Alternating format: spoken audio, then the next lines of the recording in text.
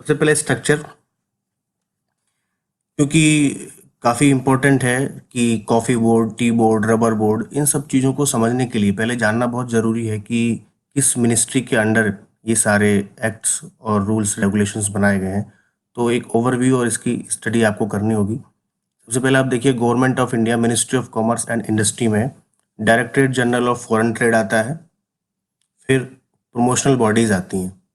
उसके बाद quality certification, export import council of India EIC आता है इसमें। और इसके अंडर ही मैनेजमेंट ऑर्गेनाइजेशंस आते हैं। Indian institution of foreign trade आता है। और कुछ बैंक्स, उनके इंश्योरेंस, जैसे कि export credit guarantee corporation of India. तो ये सब इसके डायरेक्टली अंडर आते हैं, इससे लिंक है। लेकिन प्रमोशनल बॉडीज़, जो कि आगे काफ़ी स्टडी का पार्ट है, उसके under export promotion authorities council, इसमें एपीडा, एमपीडा, CEPC आता है। तो ये याद रखना है कि government of India, ministry of commerce के अंडर ही प्रमोशनल बॉडीज़ हैं और उनके अंडर एक्सपोर्ट प्रमोशन अथॉरिटी और काउंसिल, जिसमें कि एपीडा, एमपीडा, CEPC सब आता है। उसके बाद दूसरे पार्ट में कमोडिटीज़ बोर्ड आते हैं। कमोडिटीज़ बोर्ड इंडिया में टी बोर्ड है। उसके बाद कॉफ़ी का एक बोर्ड, कॉफ़ी बोर्ड इसमें आएगा। फिर रबर बोर्ड भी इसी के अंदर आएगा, टोबैको बोर्ड और स्पाइस बोर्ड। तो ये एक क्लियर कट ओवरव्यू है इसका, इसको समझ लीजिएगा। अब बात करेंगे एपीडा के बारे में, जो कि ministry of commerce, government of India. सबसे सामने आपके लोगो, अगर क्वेश्चन इससे रिलेटेड आता है तो ये एपीडा का जेनरिक लोगो है। फिर बात करेंगे network of APEDA. Head office new Delhi, regional office Mumbai, Hyderabad, Kolkata, Bengaluru और गुवाहाटी। और इसके वर्चुअल कुछ ऑफिसेज हैं, वो रायपुर, चंडीगढ़, अहमदाबाद, जम्मू, तिरुवनंतपुरम, भोपाल, इम्फाल, कोहिमा, भुवनेश्वर, चेन्नई, अगरतला और लखनऊ में है। रोल क्या क्या है इसके, सबसे पहला तो देख लेते हैं कि the agricultural and processed food product export development authority, ये एक्ट हुआ 1985 के बाद। 1985 में ये एक्ट आया और ये प्रोसेस्ड फूड को प्रमोट करने के लिए, क्योंकि एक्सपोर्ट करना है तो उसको प्रमोशन बहुत ज़रूरी है, तो एग्रीकल्चरल और प्रोसेस्ड फूड को, जितने भी प्रोडक्ट थे, उनके डेवलपमेंट अथॉरिटी बनाई गई, जिसको कि हम एपीडा के नाम से जानते हैं। ये हमें और भी बहुत सारी इन्फॉर्मेशन प्रोवाइड कराता है। एपीडा मिनिस्ट्री ऑफ कॉमर्स और इंडस्ट्री के अंदर काम ही करता है और इसमें ऐसी बहुत सारी एक्टिविटीज़ और बहुत सारे एक्ट हैं जो कि एक्सपोर्ट के लिए बहुत ज़रूरी होते हैं। फंक्शंस बहुत सारे हैं एपीडा के। Development of industry related to the scheduled products for export by way of providing functional assistance of या otherwise for undertaking surveys. Registration भी अगर इस कैटेगरी का होता है तो इसी कैटेगरी में आपको एपीडा के अंदर रजिस्ट्रेशन कराना होता है। स्टैंडर्ड या स्पेसिफिकेशन अगर लॉन्च करने हैं तो वो भी एपीडा के अंदर ही आएंगे।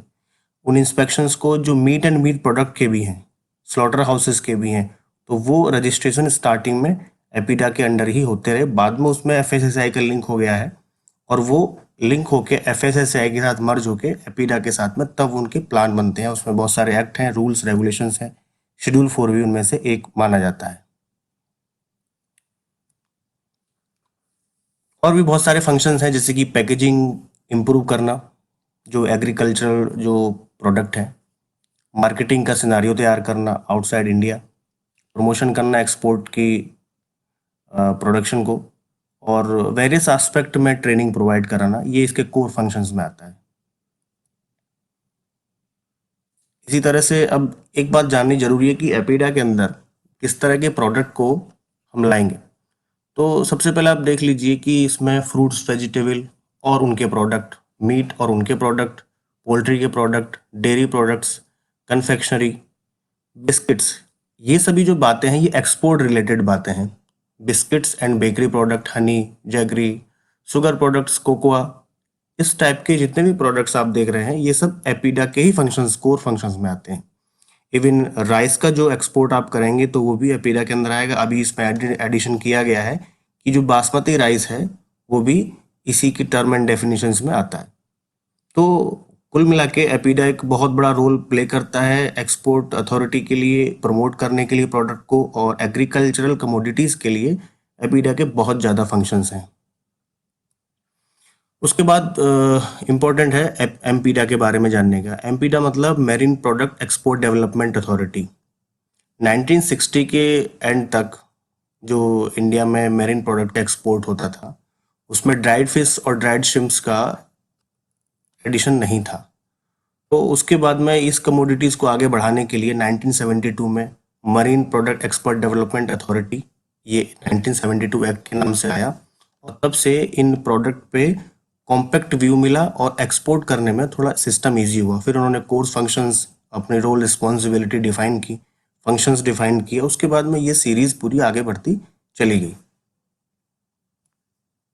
तो ऑब्जेक्टिव्स क्या कह रहे हैं एमपीडा के, मेन देख लीजिए। Conservation and management of fishery resources and development of offshore fishing, registration of exporter and processing plants, acting as an agency for extension of relief as per direction by government, और promotion और marketing करना, ये main इसके objectives रहे।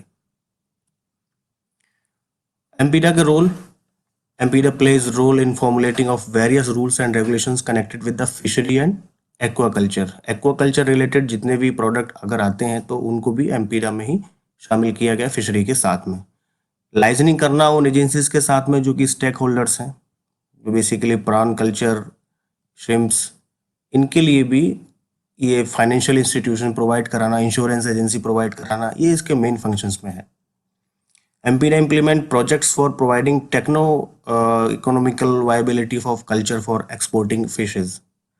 जब MPEDA launch हुआ, ये अपने फंक्शंस में आने लगा, तो फिर एक्सपोर्ट अथॉरिटीज थोड़ा और आगे ग्रो हो गई। एक्टिविटीज़ क्या है एमपीडा की? सबसे पहला ये कि इसका असिस्टेंस प्रोग्राम है और दूसरे मार्केटिंग सर्विसेज हैं। असिस्टेंस प्रोग्राम में एक्सपोर्ट प्रोडक्शंस, मतलब कि आप फिश को कैप्चर कर कीजिए, दूसरा उनको कल्टीवेट कीजिए, कल्चर फिशरीज करिए। तो ये दो एक्टिविटीज़ मेन है एमपीडा की। तो यहाँ से भी क्वेश्चंस बनते हैं किस टाइप की एक्टिविटीज़ एमपीडा के अंदर होती हैं। दूसरा मार्केटिंग सर्विसेज, मार्केटिंग सर्विसेज में मार्केटिंग के सिनारियोज आते हैं बहुत सारे, तो वो भी सब एमपीडा की एक्टिविटीज़ हैं।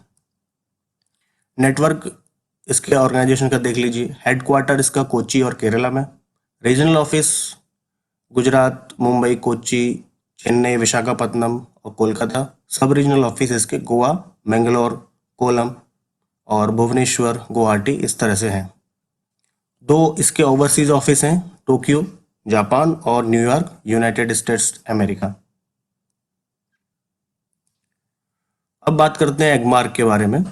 एगमार्क मतलब agricultural produce grading and marking act 1937। ये एक्ट 1937 में आया, जो कि department of agriculture and cooperation, ministry of agriculture, government of India के अंदर आता है। ये हम पहले ही इनके ऑर्गेनाइजेशन के पूरे डिटेल में बता चुके हैं। In India, several acts and order are in force for implementation with a view to protect the consumer against adulteration and unfair practices. Agmark के आने से एग्रीकल्चर की जो प्रोडक्ट की जो ग्रेडिंग होने लगी और मार्किंग होने लगी, उनसे लेवल, क्वालिटी का जो लेवल वो बहुत इंक्रीज हुआ, बहुत आगे बढ़ा, और इससे ज़्यादा पॉपुलैरिटी मिली इंडिया के एग्रीकल्चर प्रोडक्ट के लिए। एगमार्क की laboratory, Agmark certification is employed through fully state-owned Agmark laboratories located across the nation. और वो सेंट्रल एगमार्क लेबोरेटरी है नागपुर, और regional Agmark laboratories 11 nodal cities हैं, जैसे मुंबई, न्यू दिल्ली, चेन्नई, कोलकाता, कानपुर, कोच्चि, गुंटूर, अमृतसर, जयपुर, राजकोट और भोपाल में। तो ये सारे रिलेट करते हैं क्वेश्चन और आंसर से भी। कोई भी क्वेश्चन अगर इससे कनेक्ट होगा तो आप इजीली लिंक कर पाएंगे। एगमार्क के फंक्शंस के बारे में क्या करना था? Fixing grade distinctions to indicate quality of any schedule article, defining the quality indicated by every grade designations, specifying grade designation marks to the represent grade designation. तो इस तरह के कोर फंक्शंस इसके रहे। Present Agmark standard cover quality guidelines for 222 different commodities spanning varieties of pulses, cereals, essential oil, vegetable oils, fruits and vegetables and semi-processed food। फिलहाल में 222 different type की commodities हैं जो कि एगमार्क के अंदर आती हैं, मतलब कि 222 प्रोडक्ट इनलिस्टेड हैं क्योंकि इसके अंदर आते हैं, जिसमें पल्स भी शामिल है, सीरियल्स, एसेंशियल ऑयल भी शामिल है, वेजिटेबल ऑयल्स भी शामिल है। तो इन सब की ग्रेडिंग्स में होता है, आप जनरली देखते होंगे ऑयल, देसी घी, इन सब पे एगमार्क का एक लोगो आता है। अब बात करेंगे कॉफी बोर्ड के बारे में। Coffee board of India is an autonomous body. ये भी एक ऑटोनोमस बॉडी है, मतलब स्वायत्त बॉडी है, इंडिपेंडेंट है, functioning under the ministry of commerce industry. Board serve as a friend, philosopher and guide of the coffee industry. मतलब जो इसका कॉफी बोर्ड है, नॉर्मली कॉफ़ी की जो इंडस्ट्री है बहुत बड़ा सेक्टर है और इंडिया को बहुत ज़्यादा इसमें रेवेन्यू भी मिलता है। तो इस तरह से ये एक एक तरह से सिस्टम बना हुआ है जो कि इसमें फ्रेंड फिलोसफी टाइप से बोर्ड मेंबर काम करते हैं इसमें, इसको आगे प्रमोट करने के लिए। कॉफ़ी बोर्ड इंडिया में जो सेट हुआ 1942 में, और उसके बाद में central of coffee research institute है चिकमंगलूर, कर्नाटका। 3 मेन स्टेट के प्रोड्यूसिंग स्टेट हैं इसके, कर्नाटका, तमिलनाडु और केरला। और इसके कुछ डेवलपमेंट के असिस्टेंस प्रोग्राम है। कॉफ़ी बोर्ड इम्प्लीमेंट करता है कॉफ़ी ग्रोवर्स, प्रोसेसर और एक्सपोर्टर्स को। बात करेंगे स्पाइस बोर्ड के बारे में। कुल मिला के 109 स्पीसीज स्पाइस की जो लिस्टेड आउट हैं इंटरनेशनल ऑर्गेनाइजेशन फॉर स्टैंडर्डाइजेशन के लिए, तो बेसिकली आईएसओ में। इंडिया उनमें से 75 टाइप के जो स्पीसीज हैं इनके, वो प्रोड्यूस करता है और बहुत बड़ा एक्सपोर्टर भी है ग्लोबल लैंड पे इंडिया। अप्रोक्स 45% ये जो मार्केट शेयर करता है ग्लोबल लैंड पे।